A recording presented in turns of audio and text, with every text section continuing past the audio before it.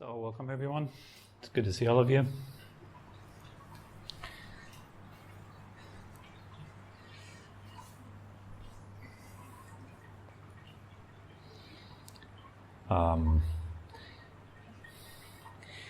Today, maybe it's a good idea to just start by asking you guys if you have any questions, would like to discuss anything, or Ask a question on behalf of a friend. sure. My friend is retired, Yeah. and his whole life has been the identity of his career. He's having a very hard time letting go of that identity of his work and his life. Mm. If you could talk around that, letting go of identities, specifically and broadly. Okay.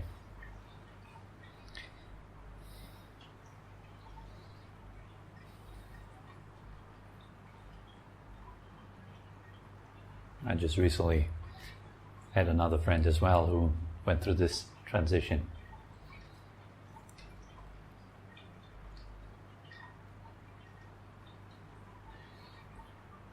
This happens actually, well, just to repeat for the microphone. So it's about when you grow old and you're retired, and maybe you've been very invested in your work for your entire life and had a role, a function, and then you enter retirement and all of a sudden everything changes and there's like nothing much to do or different things to do, and then usually it's a collapse of the old identity and a build-up of a new one. So these are like transitional phases in our life. We all know these transitional phases. All of us do know them. There's puberty. There's, when you enter the school first time in your life, it's a transitional period, right? You go through this breaking apart of your carefree childhood, and then you enter this time where you need to be responsible, you need to do your homework. It's very, very different from just, sitting around and playing all day and doing fun things with your parents and your friends. Then there's various changes as you go through school, right? There's physical changes in puberty, there's changes that you go through when you change your schools, you go into high school, colleges, uni, and so forth. Then there's a transition into work life, transition maybe from being single into being in a relationship, being engaged to being married, from being just the two of you to having suddenly a child. There's many such transitions in life, right? Retirement is not just the only one, but for a lot of people it seems to have a very strong impact. And then, of course, I forgot there is like midlife crisis and all that kind of stuff, right? Also, for some people, it's like a big time in their life where like loads of things are changing. Sell your car and buy a Harley or whatnot, whatever it is that people do, or get divorced and start something completely new.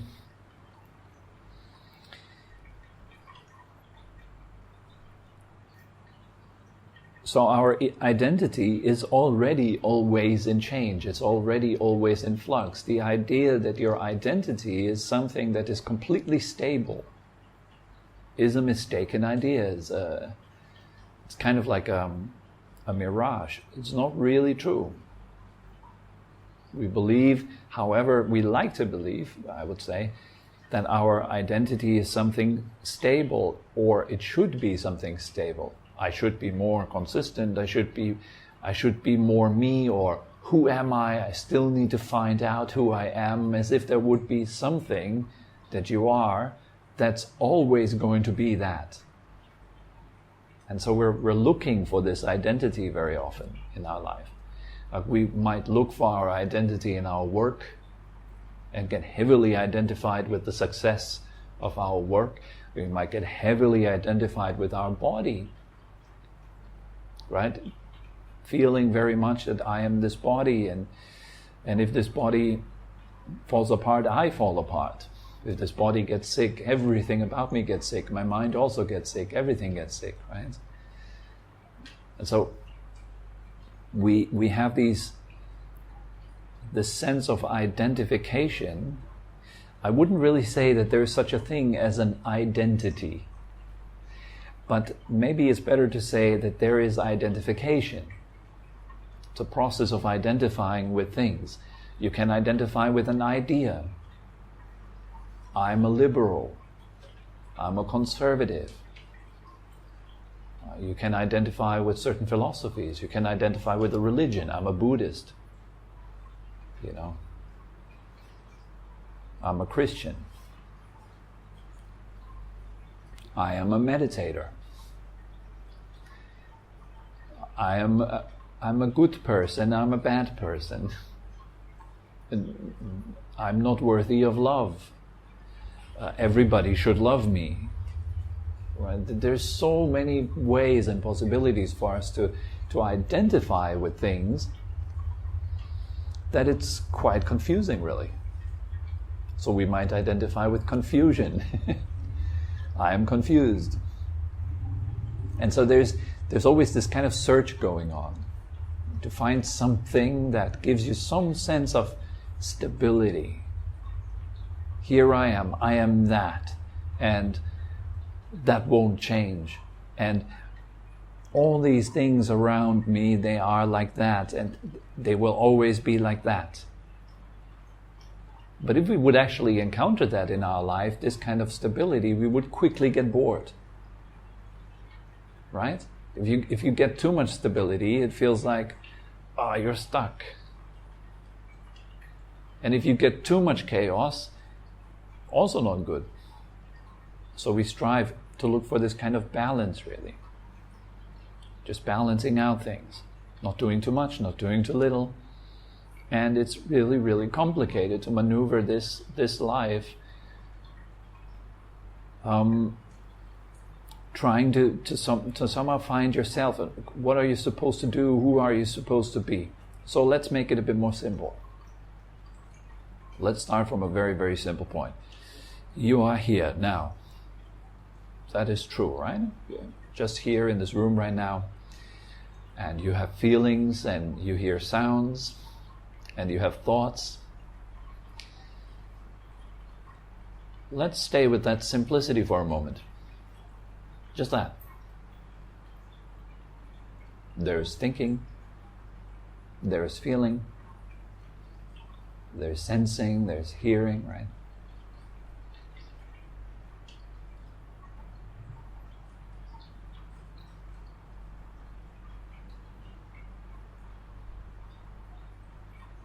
And all of these things are rapidly changing.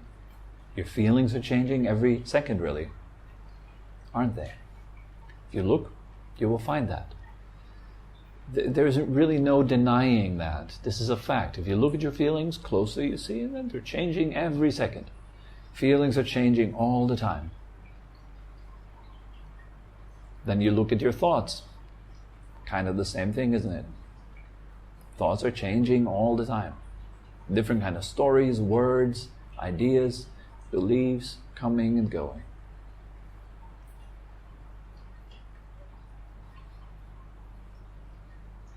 It's almost a bit like a movie sometimes. I like to compare it to a movie. You have the thought as kind of the narration of the movie. You play the main role in your movie, of course. You're the hero or the heroine. And then your emotions are a bit like the music in the movie. Give the whole thing a tone, a color.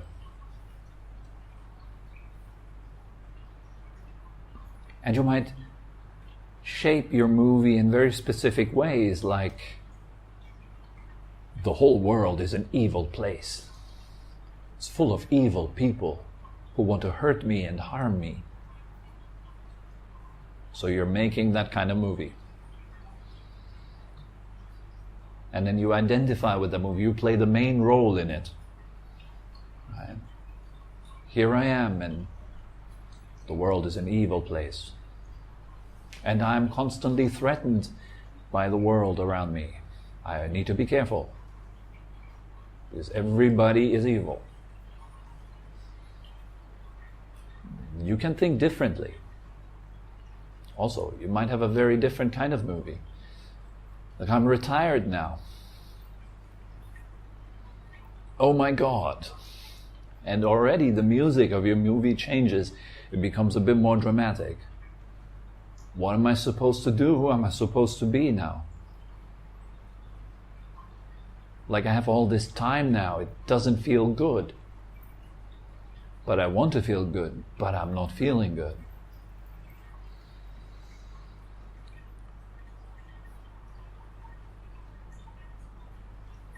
I think really the key is to see that these things are not just happening, but there is something in you that makes those things. So if you look inside you, you make it. It's not that things happen to you. It's not that suffering happens to you. It's something that you make inside of yourself. And that's the big insight that meditation practice can give you. This is kind of like the veil is coming off at some point, and you feel like, oh, all the suffering I've ever felt was made by me, sustained by me, and changed by me. This is big insight. Normally we like to walk around in the world and blame. I'm unhappy because of you. I'm unhappy because of her. I'm unhappy because of him. No, you're unhappy because you can't help it, is more accurate. You don't know how to be happy. So that's why we practice. That's why we train our mind. We build our strength inside so we can see ourselves clearly. And if you can see yourself with clarity, you see you are like a creative being. You're a creator. You constantly create worlds and ideas and movies and things. And so the first thing really on the path is learning to create better movies. Because you can. You can play any role that you want to play in your life. It's your great freedom. You can play the role of somebody that easily transitions into retirement. And all it takes for you is feeling that feeling. It is easy for me to transition into retirement. Instead of, it's hard for me to transition into retirement because it makes me uncomfortable. How about thinking, I can deal with discomfort. I can transform my discomfort. I can turn my discomfort into growth, into evolution, into something beautiful that is beneficial for all of us. Like all of us suffer. The whole world is kind of like an ocean of suffering. Everybody is continuously trying to scratch their itch. And once they scratch it, another itch comes up. It's just never ending. And so we move through life fixing our posture, scratching our itch, changing our situation, and it's just always the same kind of thing over and over and over and over and over again without stopping. It doesn't even get better. At the end of life, it ends with death. And nobody really wants that either.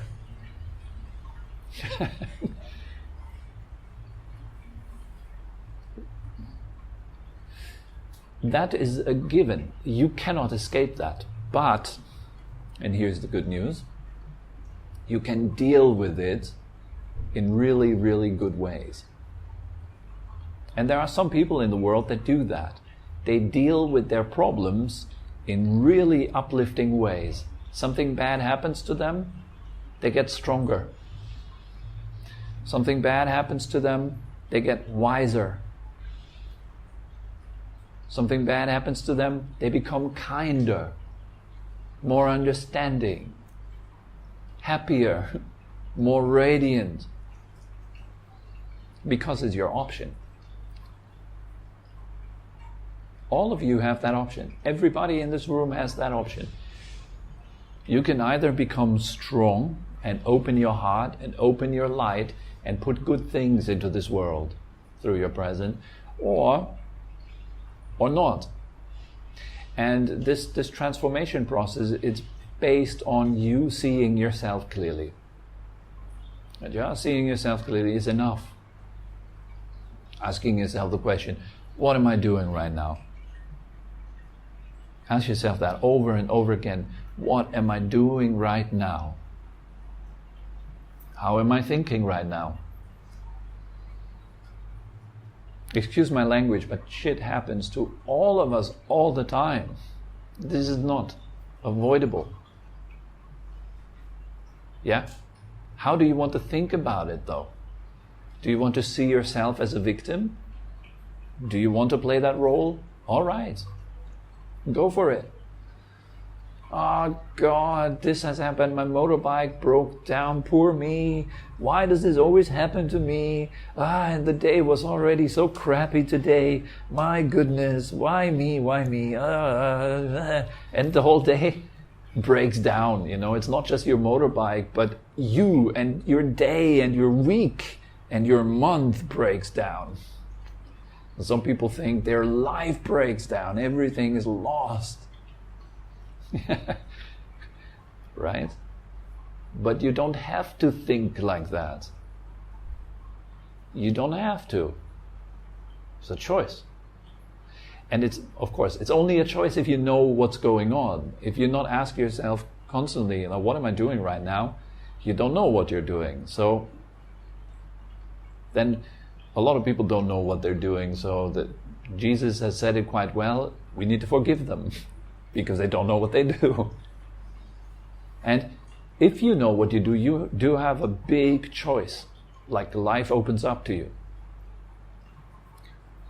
Like I would be sitting in a coffee shop, having a cup of coffee in the morning, looking out of the window, the sun comes in, it's beautiful. But I don't see it because I'm thinking about what's going to happen to me if I get the coronavirus. And I'm sitting there and I'm going through the whole scenario in vivid detail. Oh my goodness, I'd be separated from my family and friends. And I immediately feel that, don't I? I sit in the coffee shop and I immediately feel the anxiety of being separated from my family and friends. Even though I'm not being separated from my family and friends at all, I don't even have COVID. I'm in a coffee shop there, I'm actually fine, but I'm not. I'm not at all, because I'm right now telling my brain that I have COVID and that I'm separated from my family and friends, and my brain reacts. And it pours out all those chemicals into my body that correspond with this terrifying scenario which is obviously going on around me now. My brain doesn't know that I don't have COVID. My brain also doesn't know that I'm not separated from my family and friends right now. It doesn't know that I'm sitting in a coffee shop, but it knows what I feel. And it reacts to that. And it immediately commands the body to do what it does. It makes me look grumpy and unhappy, and it ruins my day. The coffee doesn't taste good. I don't see the sunshine. And the day really starts not in a nice way. Let's say I'm conscious, same scenario, sitting in the coffee shop, sun comes in, sitting there with my coffee, and the thought pops up, what if I have COVID? And I realize that, a thought has just arisen. And I look right at it, and it passes right there. And I realize it's a thought. It's not a truth. It's a thought in my own head. It's not the reality. And so I see that clearly. And another thought comes up. But what if it is true? What if you actually do have COVID and you're just telling yourself that it's only a thought? And come on, face the reality. You just had to cough. That could be COVID.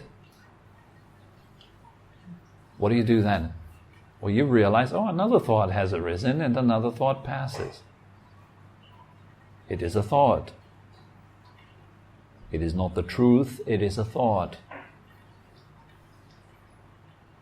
And of course you will feel anxiety and you will feel unhappy in that moment because you actually start to believe this whole thing that you might have COVID. So you notice, there is also feelings in my body. And the COVID thought keeps popping back up and it pushes back in. It wants the attention. It wants to come. It says, but. But what if? But imagine if you did have COVID right now and you're just looking the other way because you're actually too scared to face the truth. We both know that you're having COVID. So what do I do then? In that case, I'd go like, all right, okay. Then I have COVID then. And I can deal with it. And if I have COVID, I can deal with it. Yeah, but if they have to put you on a ventilator, yeah, I can deal with that too. And what if you die? I can deal with that too. Do you see, it only works, these kind of scenarios where you fail, where things fall apart, it only works as long as you see yourself as a victim. And things are happening to you. I put a lot of emphasis on this recently because it's a big one, it's really, really important. If you see yourself as a victim, then of course, yeah, life is happening to you. COVID is happening to you. And you kind of have no choice. But you always have a choice. How do you handle suffering when it comes your way? How do you handle difficulties? How do you transform them into something beautiful? If you're in the hospital and you have to pass away, you still have the option to make your nurses smile, to give them a nice time. My mom actually did. It was quite inspiring to see her like that. The nurses came to her during New Year to celebrate with her, and they spent a long time in her room, drinking champagne with her or something like that. And they said, you know what? We really enjoy coming into your room and we like taking a break here. Because all the other rooms is palliative care. So all the other rooms, she said, all these people are so bitter, so angry. We really enjoy being here. So that was the kind of feedback that my mother received before she passed away. That's great. I want to be like that. You could be like that. Maybe you die of COVID one day, who knows? And you leave everyone behind with a smile, feeling good, feeling happy, feeling at ease, you know. Maybe something bad happens, and because of that bad thing that happens to you, you can help a lot of people to whom this same bad thing is happening to. The retirement story, to come back to that. Now he has a lot of time maybe, right? There's a lot of time on his hands. He doesn't know how to spend this time. And he is forced to look at himself now because of all that time. And so all what he sees right now, all the pain, the difficulties, these uncomfortable feelings, all of them are for him another chance in life to grow into graceful aging. If he wants to avoid these uncomfortable feelings right now, he misses the chance of growing through this period in his life, of making something out of it that's amazing. It's like, it's really the same thing. If you're confronted with a dirty carpet in your house, you can just put another carpet on top of it. That's what most people do, really. We don't want to face our problems and our discomforts, and we don't want to seek help, and we don't want to really get out of what's familiar. So we just put another carpet on top of it. It looks okay.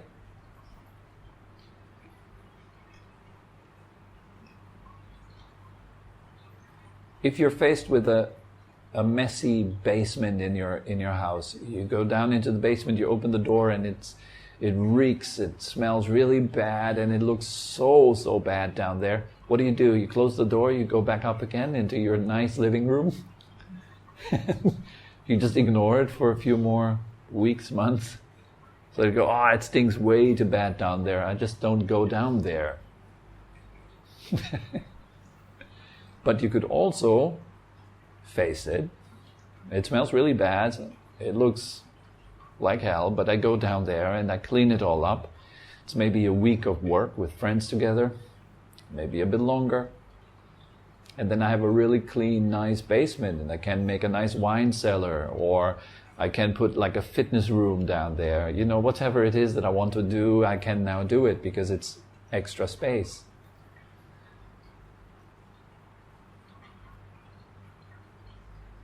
So every time you smell your difficult feelings, they're an invitation for you to create some space and to do something with that space.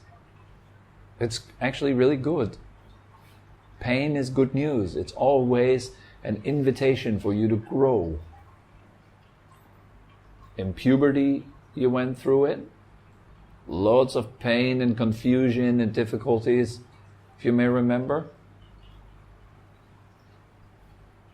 For me, it wasn't that dramatic, really, but I do remember some problems. And then same, when you grow older, when you leave school, when you go into working life, all that kind of stuff, leaving your family behind, standing on your own two legs, making sure that you can make a living. Scary stuff, but you make it.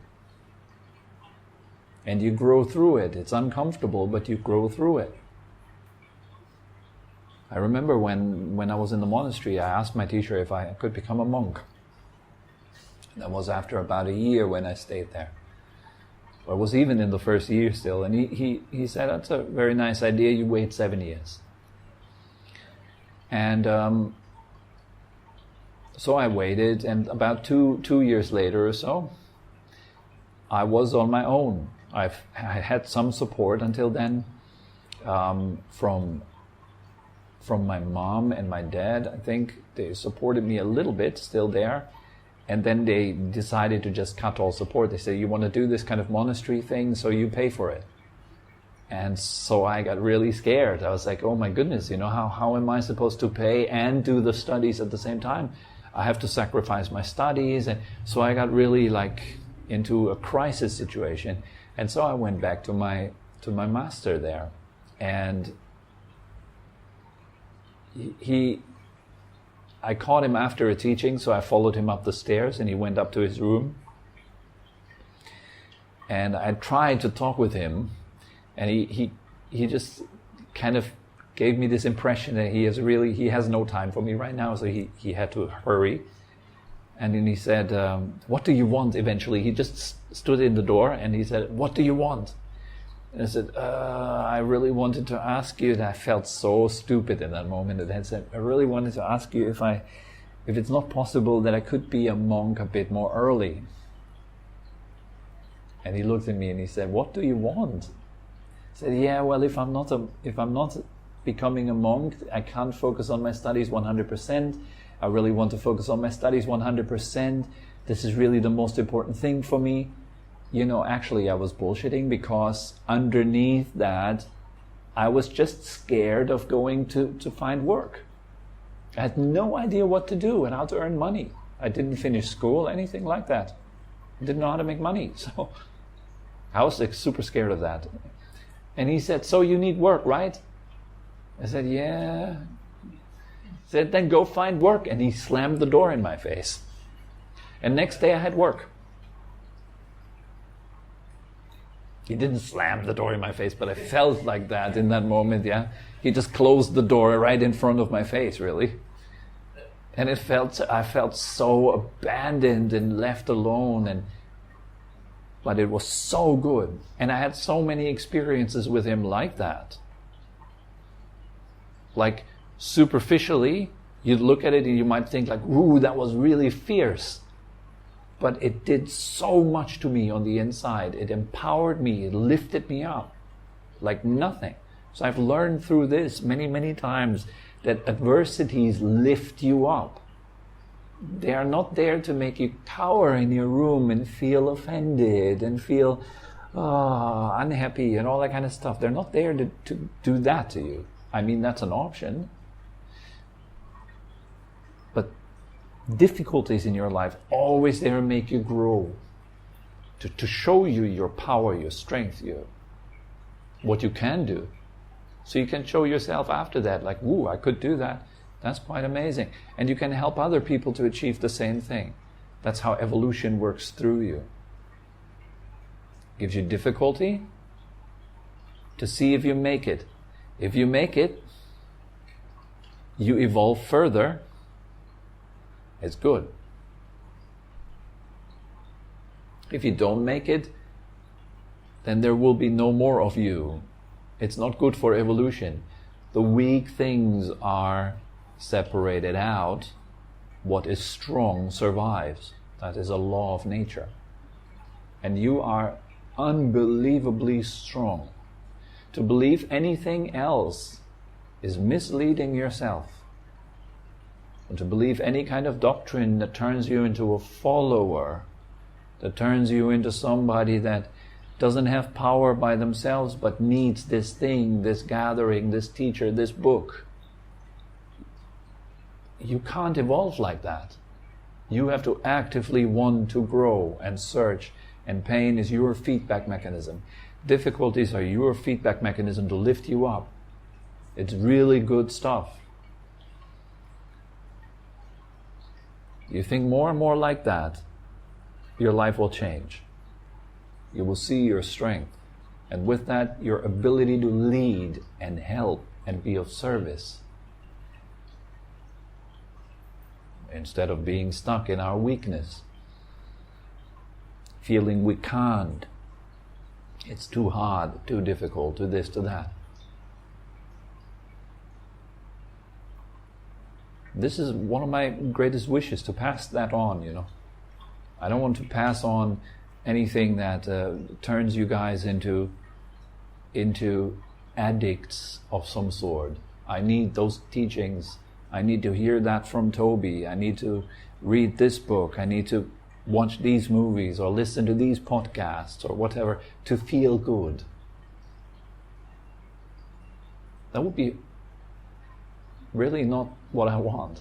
What I want is that you can make yourself grow. And that requires you to want to grow. Okay? So that's all that comes to mind for that. I hope it was somehow helpful and useful. I don't know, is he going to listen to that? I think so, he does. Good. So I wish you, whoever that is, all the best. Okay? Good. Thank you very much for coming. Have a nice weekend. Enjoy.